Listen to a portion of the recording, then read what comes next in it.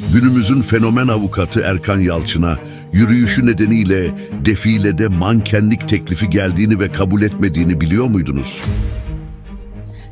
Catwalk yürüyüşü dedikleri o yürüyüşü bütün mankenler yapamıyor dediler ve avukat Erkan Yalçın yapabiliyor dediler. Dedim avukatı bir kenara atın, Erkan Yalçın olarak gelmek isterim ama düşünmüyorum dedim. Ben yürüsem bile olay oluyor biliyor musun? Sonra bana diyorlar ki işte nasıl bu kadar ünlü olabildin, nasıl bu kadar işte popüler olabildin.